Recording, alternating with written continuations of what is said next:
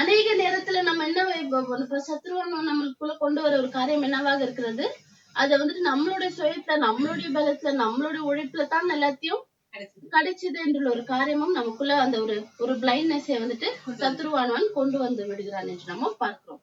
அப்போ இந்த மாதிரி காரியங்கள் வரும்பொழுது நம்ம என்ன செய்கிறோம், ஆண்டவருடைய காரியத்துக்கு வந்துட்டு நம்ம எக்ஸ்கியூஸை சொல்ல ஆரம்பிக்கிறோம் என்று நம்ம பார்க்கிறோம். மேல இருக்கிறதுனால என்னால டைம் ஸ்பெண்ட் பண்ண முடியல, இல்ல எனக்கு சீக்கிரமா அர்ஜென்டா மீட்டிங் இருக்கிறதுனால பண்ண முடியல, ப்ரேயர் பண்ண முடியல, ஆலயத்துக்கு வர முடியலன்னு ஒரு காரியம், அநேக காரியத்தை நம்ம வந்துட்டு அவரு கூட கொடுக்க வேண்டிய அந்த நேரத்தை ப்ரையாரிட்டியை கொடுக்காமல் எக்ஸ்கியூசஸை நம்ம சொல்லிக் கொண்டு காணப்படுகிறோம் என்று நம்ம பார்க்கிறோம். லூக்கா 14:16-20 வாசிப்போம். 14:16-20. ஆண்டவர் இயேசு கிறிஸ்து வந்துட்டு, அதற்கு இயேசு, ஒரு மனுஷன் ஒரு பெரிய விருந்தை ஆயத்தம் பண்ணி அநேகரை அழைப்பித்தான். விருந்து வேளையில் தன் ஊழியக்காரனை நோக்கி, நீ அழைக்கப்பட்டவர்களிடத்தில் போய் எல்லாம் ஆயத்தமாக இருக்கிறது, வாருங்கள் என்று சொல் என்று அவனை அனுப்பினான். அவர்கள் எல்லாரும் போக்கு சொல்ல தொடங்கினார்கள். ஒருவன், நான் வயலை கொண்டேன், நான் அகத்தியமாய் போய் அதை பார்க்க வேண்டும், என்னை மன்னிக்கும்படி வேண்டிக் கொள்கிறேன் என்றான். வேறொருவன், 5 ஏர் மாடு கொண்டேன், அதை சோதித்து பார்க்க போகிறேன், என்னை மன்னிக்கும்படி வேண்டிக் கொள்கிறேன் என்றான். வேறொருவன், பெண்ணை விவாகம் பண்ணினேன், அதனால் நான் வரக்கூடாது என்றான். அப்போ இப்படியா அவங்க போயிட்டு அந்த பேங்க்வெட்டுக்கு வர சொல்றாங்க. பேங்க்வெட்னு தமிழ்ல விருந்துக்கு வர சொல்லும் பொழுது ஒரு ஆளுங்க ஒரு எக்ஸ்கியூஸ சொல்லிக்கிட்டே இருக்காங்க. அப்ப வந்துட்டு அந்த இடத்துல நம்ம என்ன செய்கிறோம், அப்ப அவர் என்ன சொல்லுவாங்க, ஃபைனலா போய் வேற யாரையாவது அது ரோட்ல பாக்குறவங்க எல்லாரையும் அவங்களை வந்துட்டு கூட்டிட்டு வா என்று ஆண்டவர் சொல்லியிருப்பாரு என்று நம்ம பார்க்கிறோம். அப்போ நம்மளும் அநேக நேரத்துல என்ன செய்கிறோம், ஆண்டவர் கொடுத்த ஆசீர்வாதத்தை தான் நம்ம வந்துட்டு மேன்மைப்படுத்தி அதை நம்ம வந்துட்டு ஒரு விக்கிரகமாக வைத்து நம்ம வந்துட்டு அதற்கு முக்கியத்துவத்தை கொடுத்து நம்ம வாழ்கிற வாழ்க்கையை பார்ப்போம். ஆண்டவருக்கே நம்ம என்ன செய்கிறோம், அவருக்கு ஒரு எக்ஸ்கியூஸை சொல்லிக்கொண்டு இருக்கிற ஒரு பரிதாப நிலைமையில தான் அநேகர் நம்ம காணப்படுகிறோம் என்று நம்ம பார்க்கிறோம். ஆமோஸ் 6:2 வாசிக்கலாம். அதை திரும்ப ஜனங்கள், நீங்கள் கல்னே மட்டும் சென்று அந்த இடத்துல இருந்து ஆமாத் என்னும் பெரிய பட்டணத்துக்கு போய் பெலிஸ்தருடைய காத் பட்டணத்துக்கு இறங்கி, அவைகள் இந்த ராஜ்யங்களை பார்க்கலும் நல்லவைகளோ என்றும் அவைகளின் எல்லைகள் உங்கள் எல்லைகளை பார்க்கலும் விஸ்தாரமானவைகளோ என்றும் பாருங்கள். அப்போ ஆண்டவர் இஸ்ரவேலுக்கு என்ன சொல்கிறாருன்னா, உங்களுடைய மதில்கள், உங்களுடைய அந்த கேட் அந்த இதெல்லாம் வந்துட்டு அதெல்லாம் உங்களை பாதுகாக்கல. ஏன்னா பார்க்கும் பொழுது அந்த அவங்க ஓவர் கம் பண்ண அந்த 3 சிட்டிஸ் வந்துட்டு இவங்களை விட பலசாலிங்க. ஆனால் இவங்க இஸ்ரவேல் ஜனங்கள் அப்போ இவங்களை விட பலசாலியான சிட்டிஸ் தான் அந்த இடம். ஆனா அவங்கள வந்துட்டு மேற்கொண்டதுனால இஸ்ரவேல் ஜனங்கள் நினைக்கிறாங்க அவங்க வந்துட்டு ரொம்ப பலசாலிங்க, அவங்களை சுற்றி காக்குற அந்த மதில்கள் இல்ல அந்த கேட் இல்ல எதுவாக இருக்கட்டும், அது வந்து ரொம்ப ஹைடெக் டெக்னாலஜிலாம் அவங்க நினைச்சுட்டு இருக்காங்க. ஆனா என்ன மறந்து விட்டார்கள், அவங்களை காக்குறது யாரு, தேவன் தான் அவரை காக்குறாரு என்ற ஒரு காரியத்தை வந்துட்டு மறந்து விட்டு அவர்கள் என்ன செய்கிறார்கள், தங்கள் தந்த கட்டில்களில் படுத்துக்கொண்டு தங்கள் மஞ்சங்களின் மேல் சௌக்கியமாய் சயனித்து மந்தையில் உள்ள ஆட்டுக்குட்டிகளையும் மாட்டு தொழுகிற கன்று குட்டிகளையும் தின்று அந்த கம்ஃபர்டபிள்னஸ்ல வந்து என்ன செய்கிறார்கள், அவங்களே வந்துட்டு அந்த இதுலயே அவங்க வந்துட்டு அந்த ஒரு லேசி ஆயிடுறாங்க. அதுக்கு இல்லாமல் ஆண்டவருக்கு கூடிய அந்த ஜீல்னா தமிழ்ல அந்த ஒரு ஆர்வம், அந்த ஆண்டவருக்கான அந்த ஒரு தாகம் அவர்களை விட்டு போய்விட்டது என்று நம்ம பார்க்கிறோம். அப்போ நம்ம என்ன செய்கிறோம், நம்மளும் என்ன இந்த மாதிரி அநேக காரியத்துல காணப்படுகிறோம். நமக்கு கொடுக்க ஆசீர்வாதத்துல வந்துட்டு நம்ம வந்துட்டு ரொம்ப அதுல ஊறி நம்ம என்ன செய்கிறோம், அது நம்ம வந்துட்டு ஆண்டவரை வந்துட்டு அவருக்கு கொடுக்க வேண்டிய நேரத்தை, அவருக்கு கொடுக்க வேண்டிய இடத்தை நம்ம கொடுக்க மறந்து விடுகிறோம். அப்படி இராம நம்மளுடைய அந்த கம்ஃபர்ட் ஜோன்ல இருந்து வெளியே வந்து ஆண்டவரை உறுதியாக கற்றுக்கொள்ள வேண்டும். இதுதான் நம்ம வந்து பார்த்த முதல் காரியம். 2வது வந்துட்டு இன்டெலிஜென்ஸ் சொல்லும் போது நமக்கு பிரியமான காரியத்தை நம்ம செய்து கொண்டு இருப்பது.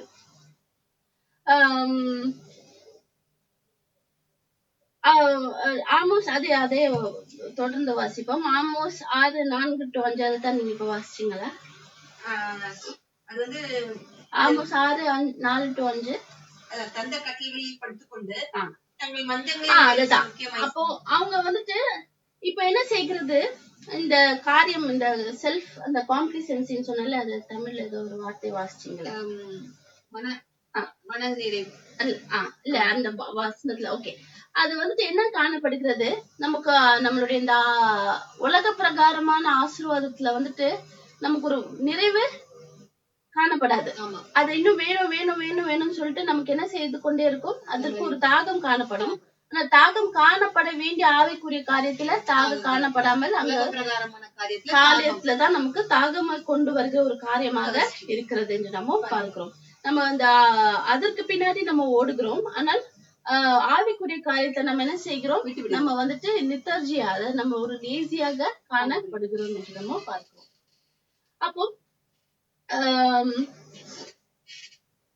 நம்ம இந்த உலக பிரகாரமான ஒரு காரியம் நமக்கு ஒரு அது நமக்கு அதை நம்ம முன்பாக வைத்து நம்ம அதுக்கு ப்ரையாரிட்டியை கொடுத்து நம்ம அதன் வீணாக நம்ம வந்துட்டு என்ன செய்கிறோம், ஓடுகிற ஒரு காரியமாக இருக்கிறது.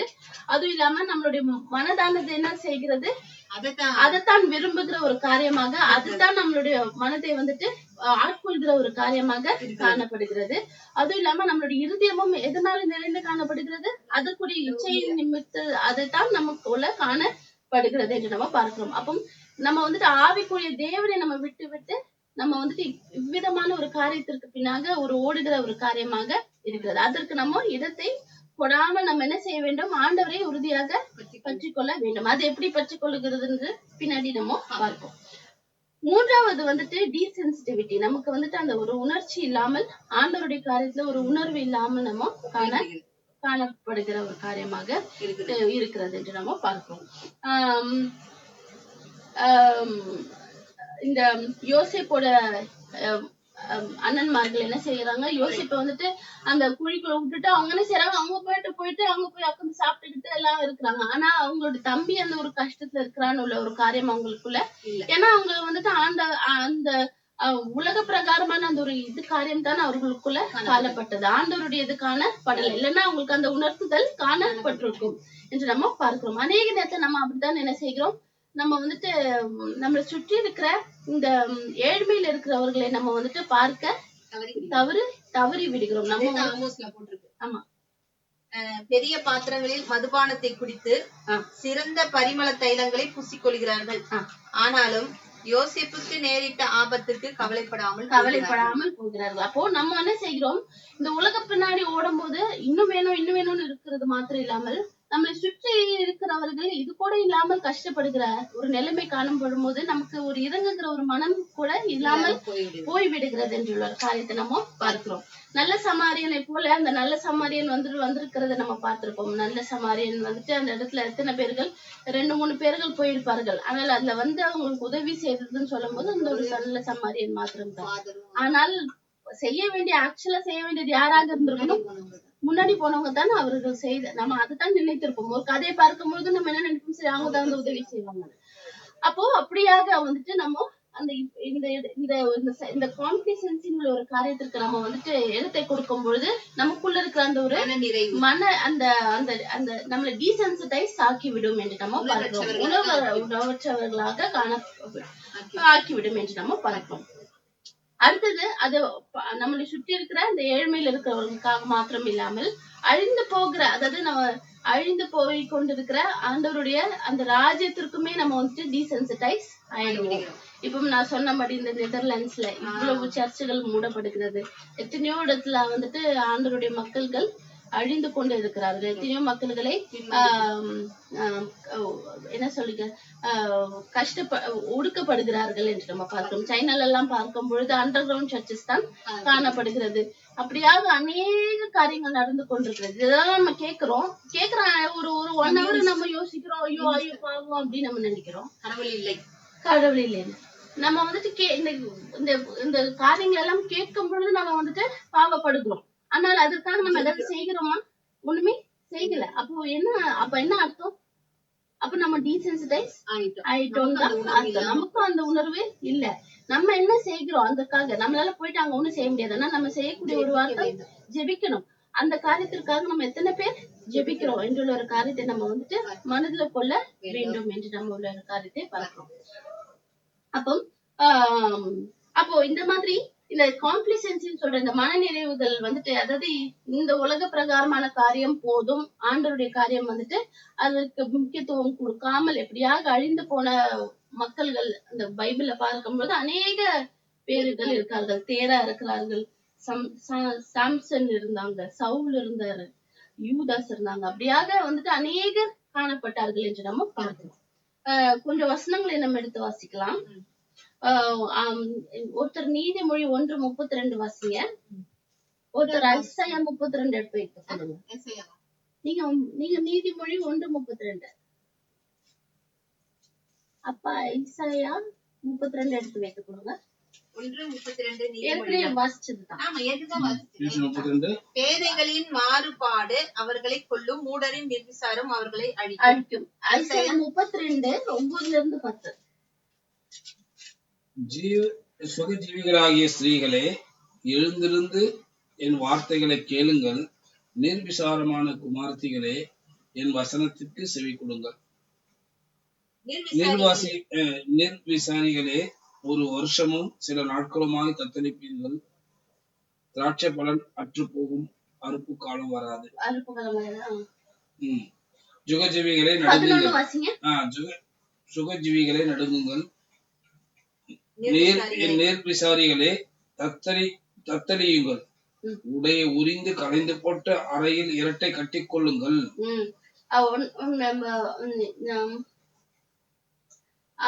Revelations 3:15-17 வாசிங்க. Revelation 3:15-17. 3 15-17. உன் கிரியைகளை அறிந்திருக்கிறேன்.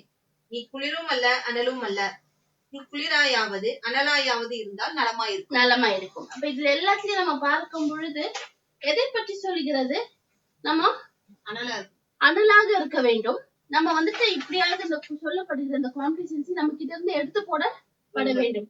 நம்ம ஒண்ணு அப்படி இருக்கணும், ஒண்ணு இப்படி இருக்கணும். ரெண்டு மாவாக இருக்கும்போது நம்மளை வாழ்ந்து போடுகிறவராக பண்ணி போடுகிறவராக காணப்படுவார் என்று நம்ம பார்க்கிறோம். அதற்கு நம்மளே தான் வழிவகுக்கிறோம் என்ற காரியத்தை நம்ம பார்க்கிறோம். டைட்டானிக் ஷிப்பை பத்தி நமக்கு தெரியும். டைட்டானிக்கை நம்ம பில்ட் பண்ணும்போது அவங்க என்ன சொன்னாங்க, இதை மூழ்கப்பட முடியாத ஒரு கப்பல் அப்படின்னு சொன்னாங்க.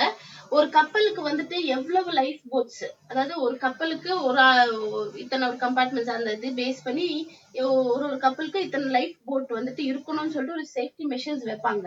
ஆனா டைட்டானிக் கப்பலுக்கு மட்டும் அந்த அளவுக்கு வைக்கலையா, கம்மியா தான் வச்சிருந்தாங்களா. ஏன்னா அவங்களுக்கு அதிகமான ஒரு நம்பிக்கை இருந்தது. ஏன்னா இது வந்துட்டு மூழ்கவே பட முடியாத ஒரு கப்பல் என்றது. அதுக்குரிய ஒரு இதுதான் நம்ம என்ன பார்த்தோம், அது மூழ்கி போனது, எத்தனையோ பேர்கள் அதுல இறந்தார்கள் என்று நம்ம பார்க்கிறோம். இப்படியான ஒரு நம்பிக்கையை தான் நம்ம என்ன செய்கிறோம், அநேக நேரத்துல சுயத்தின் மீது நம்ம நம்பிக்கை வைக்கிறோம். நம்மள எதுவும் பண்ண முடியாது, இல்ல நமக்கு வந்துட்டு எல்லாம் நல்லா இருக்குது அப்படின்னு சொல்லிட்டு நம்மளுடைய ஆண்டவர் தந்த ஆசீர்வாதத்தை நம்ம முன்பாக வைத்துக் கொண்டு நம்ம இருக்கும் பொழுது இப்படியாக ஒரு காரியம் நேரிடும் என்று நம்ம பார்க்கிறோம். நம்மளுடைய கண்கள் யார் மேல காணப்பட வேண்டும், நம்மளை படைத்த தேவன் மீது மாத்திரமே காணப்பட வேண்டும் என்ற காரியம் மிக முக்கியமாக இருக்கிறது என்று நம்ம பார்க்கிறோம். அப்போ இந்த மாதிரியான காரியங்கள், இந்த சொல்லப்பட்ட இந்த காம்ப்ளிசன்சி இது நமக்குள்ள காணப்படாமல் இதை நம்ம தவிர்ப்பதற்கு நம்ம என்ன செய்ய வேண்டும்? முதலாவது நம்ம வந்துட்டு நம்மளுடைய வாழ்க்கையை நம்ம வந்துட்டு அலசி ஆராய்ந்து பார்க்க வேண்டும். 2 கொரிந்தியர் 13:5 வாசிப்போம்.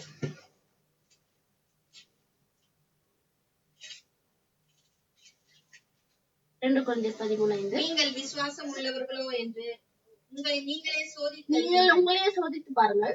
உங்களை நீங்களே பரீட்சித்து பாருங்கள். இயேசு கிறிஸ்து உங்களுக்குள் இருக்கிறார் என்று உங்களை நீங்களே அறியீர்களா? இயேசு கிறிஸ்து நீங்கள் பரீட்சைக்கு இல்லாதவர்களாய் இருந்தால் அறியீர்கள்.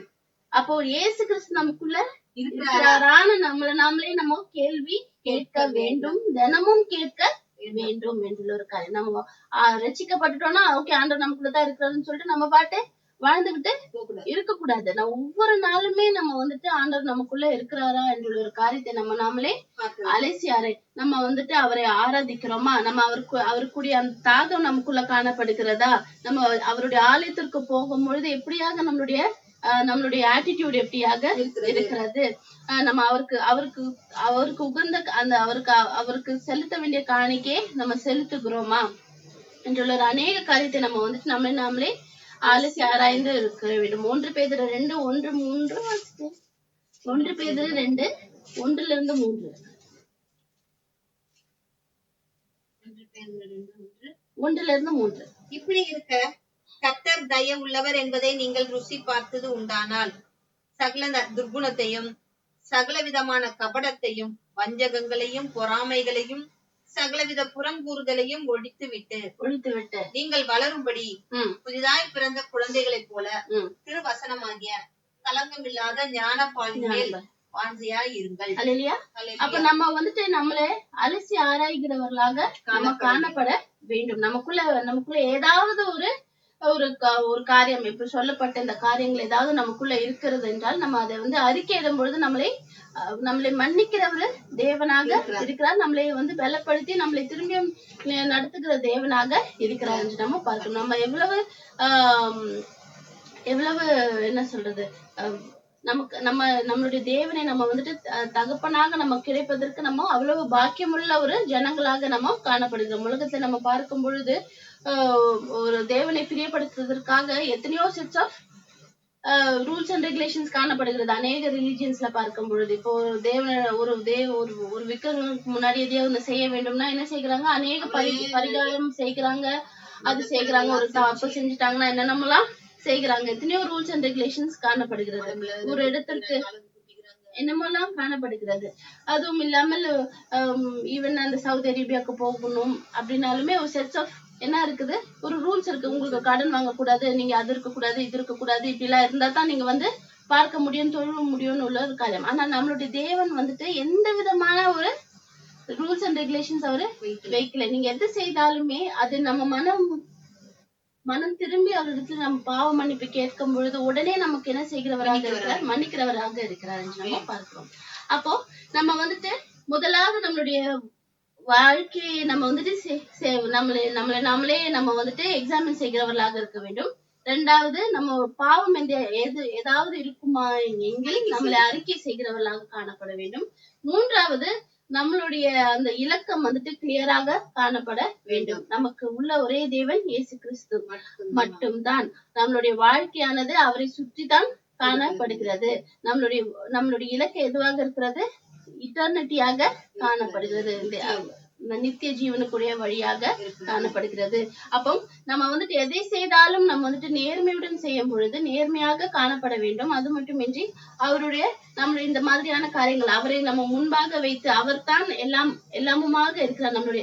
நம்ம நடப்பது, நிற்பது, சுவாசிப்பது எல்லாமே வந்துட்டு அவர்னாலதான் நடக்கிறது என்ற ஒரு காரியத்தை நம்ம மனதில வைத்துக் கொள்கிறவர்களாக இருக்க வேண்டும். இப்படியான காரியங்கள் நமக்குள்ள இருக்கும் பொழுது நம்ம வந்துட்டு அந்த காம்ப்ளிசன்ஸின் உள்ள ஒரு காரியத்திற்கு நம்ம இடத்தை கொடுக்க மாட்டோம் என்று நம்ம பார்க்கிறோம். அப்போ இந்த நாளிலும் நம்ம வந்துட்டு என்ன செய்ய வேண்டும், ஆண்டவரை வந்துட்டு நம்ம முன்பாக வைத்து அவர் தந்த ஆசீர்வாதத்தை முதன்மையாக வைக்காமல் ஆசீர்வாதத்தை தந்த தேவனை நம்ம முதன்மையாக வாழ்க்கையில வைக்கும் பொழுது ஆண்டவர் நம்மளை எடுத்து பயன்படுத்துகிறவராக இருக்கிறார் என்று நம்ம பார்க்கிறோம். இந்த நேரத்தை தந்ததற்காக அவருக்கு நன்றி செலுத்துகிறேன். ஆமென். அல்லேலூயா. சோத்திரம் சோத்திரம் சோத்திரம் சோத்திரம் சோத்திரம் சோத்திரம் சோத்திரம் சோத்திரம் சோத்திரம் சோத்திரம் ஆண்டவரே.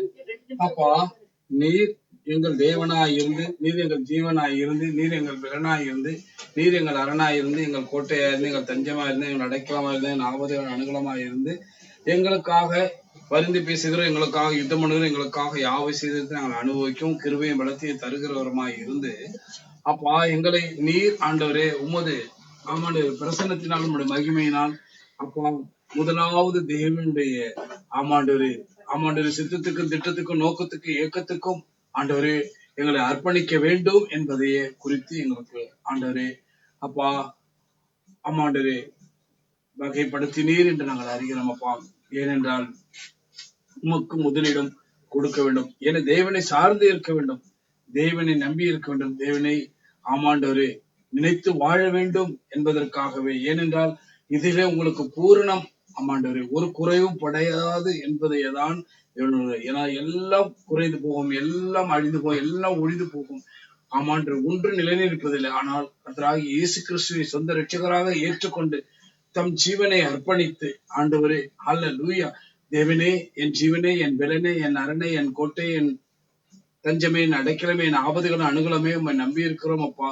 இதோ எங்களுக்காக நீர் அடிக்கப்பட்டு நொறுக்கப்பட்டு மரித்து அடக்க செய்ய 3ஆம் நாள் உயிர்த்தெழுந்தீர் என்பதை நாங்கள் விசுவாசித்து அப்பா எங்கள் பாவங்களை அறிக்கை செய்து ஆண்டவரே உம்முடைய சமூகத்தில் கிட்டி செய்து அமண்டது தெளிப்பு ஞானஸ்தானம் இல்ல, அறிவில்லாத போது ஞானம் அல்ல, அறிவு வந்த போது ஆண்டவரே ஞானஸ்தானம் பெறுகிறதான் ஆண்டவரே. ஆமாண்டவரே சத்திய தேவனாகிய பிதாவாகிய ஆமாண்டவரே தேவனையும் கர்த்தராகிய இயேசு கிறிஸ்துவையும் பரிசுத்த ஆவியானவரின் ஆமாண்டவரை துணை கொண்டு நாங்கள் கர்த்தருடைய சமூகத்தில் கிட்டி சேர பாக்கியம் பெற்றவர்களாய் இருக்கிறோம். ஏன்னா நாங்கள் உணர்ந்தவர்களாய் ஆண்டவரே தேவாதி தேவனே, ராஜாதி ராஜனே, அப்பா பிதாவை என்று அழைக்கிற புத்திர சுவிகாரத்தை தந்த தேவனை ஆண்டவரே அவரிடத்தில் கிட்டி சேர ஆமாண்டவரே நாங்கள் எங்களை அர்ப்பணிக்க என்ன செய்ய வேண்டும்? பிதா குமாரன் பரிசுத்த ஆவியினாலே ஞானஸ்தானம் பெற வேண்டும். நீங்கள் மறுபடியும் பெறாவிட்டால் பரலோக ராஜ்யத்தில் பிரவேசிப்பதில்லை. நிக்கதேவு என்ன கேட்டார்? நான் முதிர் வயதுள்ளவனாய் இருக்கிறேனே, எப்படி நான் தாயின் வயிற்றில் பிறப்பேன், மீண்டும் எப்படி பிறப்பேன் என்று. ஹல்லேலூயா. அதற்கு தேவன் சொன்ன ஒரே வார்த்தை, நீ ஆவியினாலும் ஜலத்தினாலும் பிறவாவிட்டால் பரலோகத்தில் பிரவேசிப்பதில்லை. ஏனென்றால் ஆவியிலே ஆமாண்டவரே கர்த்தராகிய இயேசு கிறிஸ்து கரை ஏறின போது ஆவியிலே நிறைந்தவராய் காணப்பட்டார் என்று. ஹல்லேலூயா. ஏனால் பிதாவுடைய நீதியை நிறைவேற்றினார். ஹல்லேலூயா. தேவாதி தேவனே, ராஜாதி ராஜனே, சர்வ ஆமாண்டவரே லோகத்தில் சர்வ அண்ட சராசரங்களை படைத்த தேவன். ஹல்லேலூயா. அவர் தம்மை தாழ்த்தினார் என்று நாங்கள் பார்க்கும் பொழுது அவர் எந்த வயதில தாழ்த்தினார்? அவர் அறிந்த பிறகு, தேவனை அறிகிற அறிவில வளர்ந்த பிறகு. ஹல்லேலூயா. வளர்ந்த பிறகுதான் ஹல்லேலூயா தேவனை அறிந்த அறிவை பெற்றுக் கொண்ட பிறகுதான் ஹல்லேலூயா தன்னை தாழ்த்தினார் என்று பார்க்கணும். அப்படிதான் நாங்களும் ஆண்டவரே இந்த வேதத்தை வாசித்து வேதத்துல அதிசயங்களை ஆமாண்டவரே காணும்படி கண்களை திறக்கும்படி ஜெபித்து வேதத்தை வாசித்து வேத வாக்கியங்கள் எங்களெல்லாம் வாசிக்கப்படுகிறதோ, எங்களெல்லாம் இந்த பிரசங்கிக்கப்படுகிறதோ அந்த வார்த்தைகளை கேட்கிறோம்ல இப்பொழுதோ என்றால் அன்று காலங்களிலே ஆலயங்களிலே கடந்து செல்ல வேண்டும் தேவனுடைய வார்த்தைக்காக. ஹல்லேலூயா. தேவனுடைய வார்த்தைக்காக இன்றோ ஹல்லேலூயா தேவனுடைய வார்த்தையை கேட்பதற்கும் அதை ஆமாண்டவரே அதை புரிந்து கொள்வதற்கும் தேவனுடைய வார்த்தைகள் எவ்வளவு இலகுவாக எல்லா மீடியாக்களிலும் வந்திருக்கிறது. அல்லாமலும் ஆண்டவரே வேதத்தில் அதிசயங்களை காணும்படி பரிசுத்த ஆவியான நம்மேல் மனதுருகிறவராய் நம்மேல் அசைவாடுகிறார். அல்லேலூயா. ஏன்னா இந்த வேதத்தை வாசிக்க வாசிக்க வாசிக்க வாசிக்க ஆண்டவரே அல்லேலூயா நமக்குள் ஒரு ஜீவன் உண்டாகிறதை நாங்கள் அறிகிறோம். ஆகதான் இது நாங்கள் அவனுடைய தேவனை சார்ந்த பிள்ளைகளாய் வாழ வேண்டும் என்றால் தேவனுடைய பிதாவுடைய நீதியை நிறைவேற்ற வேண்டும். பிதா குமாரன் பரிசுத்த ஆவியினாலே ஞானஸ்தானம் பெற வேண்டும். இந்த கஸ்தோலிக்க திருசபை ஞானஸ்தான தெளிப்பு ஞானஸ்தானம் அது ஒரு பக்கம் இருக்கட்டும். ஆனால் நீங்கள் வளர்ந்து விட்டீர்கள். இப்பொழுது ஞானப்பாலை நீங்கள் குடிக்க வேண்டும். ஆண்டவரே குழந்தையில் பிறந்த பாலை அல்ல. அல்லேலூயா. நீங்கள் ஞானப்பாலை குடிக்க வேண்டும் என்றால் ஆண்டவரே பிதா குமாரன் பரிசுத்த ஆவியினாலே ஞானஸ்தானம் பெற வேண்டும். நீங்கள் ஆண்டவரே இந்த வயதிலே நீங்கள் ஆண்டவரே அப்படி என்று ஆண்டவரே ஆர்சி சபைகளிலே எல்லா ஆலயங்களிலும் ஆண்டவரே ஆணித்தரமாக இப்பொழுது எப்படி ஆண்டவரே வேதத்தை வாசிக்க வேண்டும், எல்லாரும் பைபிள் கொண்டு வர வேண்டும் என்பதை ஆண்டவரே வலியுறுத்துகிறார்களோ அப்படியே பிதா குமாரன் பரிசுத்த ஆவியினால் நீங்கள் மீண்டும் ஞானஸ்தானம் பெற வேண்டும் என்று கட்டளை பிறப்பிக்க போகிறார்கள். இது நிச்சயம். அல்லேலூயா. ஏனென்றால் தேவனுடைய நீதி நிறைவேறாமல் அல்லேலூயா ஒரு நாளும் ஒரு ஜனங்களும் ஆமாண்டவரே ரட்சிப்புக்குள்ள வர முடியாது என்பதை ஆமாண்டவரே உணர்ந்தவர்களாய் இந்த காலங்களில் எங்கும் இந்த சுவிசேஷம் நற்செய்திகளாக பருகிறது.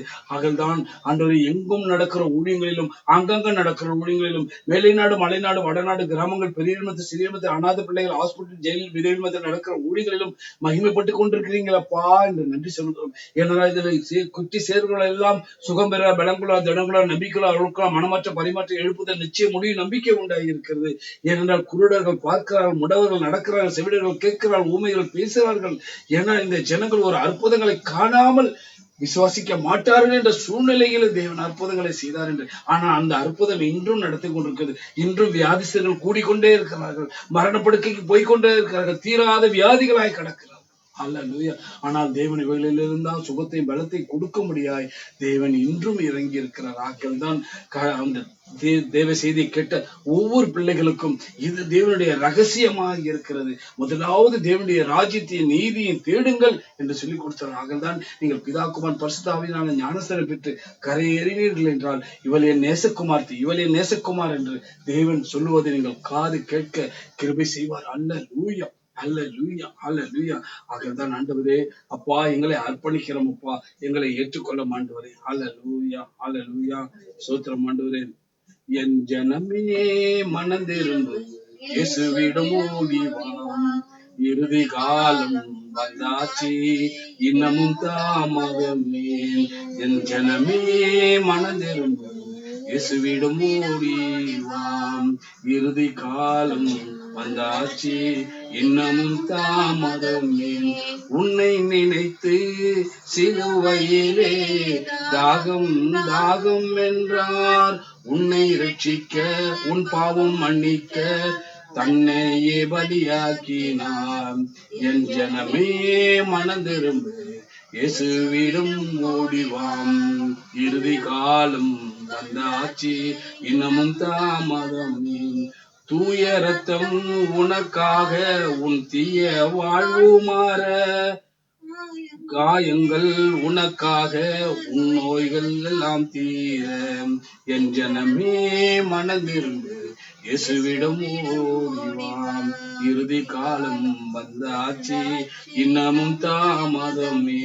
உனக்காக பரலோகத்தில் உறவிடம் கட்டுகிறார், உன்னை தேடி வருகின்றார், இன்றும் நீ ஆயத்தமாம். மனமே மனந்திரும்பு, மகனே மகளே இவ்விதம் ஓடிவாம், இறுதி காலம் வந்தாச்சு. அதுக்குத்தான் சொல்றாரு, உடலை கொடு, உள்ளத்தை கொடு, உன்னை கொடு, ஒப்பு கொடு சந்தோஷமாய். உடலை கொடு, உள்ளத்தை கொடு உற்சாகமாய், உன்னை கொடு, ஒப்பு கொடு சந்தோஷமாய். இதிலே தேவன் பிரியமாய் இருக்கிறார், இதிலே தானே மகிமை அடைகிறார். ஒரு மணி நேரம் கொடுத்து உன்னை உயர்த்துவாரு, ஒரு மணி நேரம் கொடுத்து பாரு, உன்னை தேவன் உயர்த்துவாரு. 10ல் ஒரு கொடுத்து பாரு, கடனே இல்லாமல் நடத்துவாரு. உன்னை கொடு, உடலை கொடு உற்சாகமாய், சந்தோஷமாய். நன்றி பாடல் தினமும் பாடு, நல்ல தேவன் வருவார் உன்னோடு. உடலை கொடு,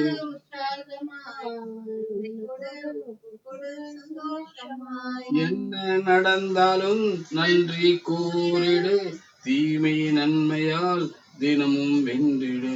உடலை கொடு, ஒப்பு கொடு உற்சாகமாய், தேசத்திற்காக தினமும் மன்றாடு, பிறருக்காக பிரார்த்தனை செய்திடு. தேசத்திற்காக தினமும் மன்றாடு, பிறருக்காக உடலை கொடு, உள்ளத்தை கொடு உற்சாகமாய், உன்னை கொடு, ஒப்பு கொடு சந்தோஷமாய். ஆளும் தலைவர்களை ஜெபத்தில் நினைத்திடு, அமைதி பொங்கிடும், வன்முறை நீங்கிடும். உடலை கொடு, உள்ளத்தை கொடு உற்சாகமாய், உன்னை கொடு, ஒப்பு கொடு சந்தோஷமாய். விசுவாசம் தானே உலகத்தை ஜெயிக்கும், விசுவாசி என்றும் பதறான் பதறான். உடலை கொடு, உள்ளத்தை கொடு உற்சாகமாய், உன்னை கொடு, ஒப்பு கொடு சந்தோஷமாய். அறிக்கை செய்திடுவோம், எரிக்கோ பிடித்திடுவோம், செங்கடம் விளங்கிடும், யோர்தானும் பிரிந்திடும். உடலை கொடு, உள்ளத்தை கொடு உற்சாகமாய், உன்னை கொடு, ஒப்பு கொடு சந்தோஷமாய்.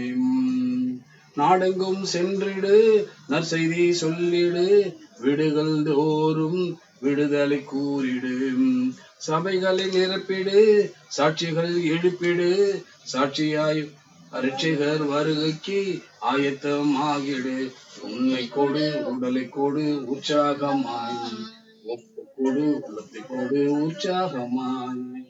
ஆமென். ஹல்லேலூயா. ஏனென்றால் ஆவி ஆத்துமா சரீரத்தை தேவனிடத்தில் அர்ப்பணிக்கும் போது தேவன் எடுத்து பயன்படுத்த வல்லவராய் இருக்கிறார். ஹல்லேலூயா. ஆண்டவரே, ஆகல்தான் இந்த சுவிசேஷம் நற்செய்தியாக பரவும், அதன் பின்பே முடிவு வரும் என்பதற்காக நீடிய பொறுமை சார்ந்த தயவு, அன்பு, இரக்கம், மனதுருக்கத்துடன் நம் வாழ்க்கையில் அசைவாடி கொண்டிருக்கிற தெய்வாதி தேவனை சொந்த ரட்சகராக ஏற்றுக்கொள்ளவும். ஹல்லேலூயா. அவர் கரத்தை பிடித்துக் கொள்ளுவோம், அவரை நம்பி வாழ்வோம். ஹல்லேலூயா. இம்மைக்கு மறுமைக்கு சொந்தக்காரராய் மாறுவோம். இயேசுவின் நாமத்தில் எங்கள் ஜெபங்களை ஏறெடுத்து ஆண்டவரே உம்மிடத்தில் ஒப்பு கொடுக்கிறோம். இதை கேட்டு ஆண்டவரே எல்லாருக்குள்ளும் ஆண்டவரே ஒரு ஒரு ஆமாண்டவரே ஒரு பெரிய ஒரு வித்தியாசத்தை நீர் உண்டு பண்ணி வைத்தீர் என்ற நிச்சயத்தோடு நம்பி இருக்கிறோம். அப்பா, உம்முடைய நாமத்தில கூடியிருக்கிற ஒவ்வொரு பிள்ளைகளையும் உம்முடைய கரத்தில் ஒப்பு கொடுத்து வைக்கிறோம். ஒவ்வொருவரையும் ஆண்டவரே உம்முடைய நாமத்தினால் ஆசிக்கிறோம். இயேசு கிறிஸ்து மூலம் கேட்கிறோம் ஜீவனுள்ள பிதாவே, ஆமென். இப்பொழுது நாம் திருவிழா ஆராதனைக்கு நேராக கடந்து செல்வோம். ஹல்லேலூயா, ஹல்லேலூயா, ஹல்லேலூயா.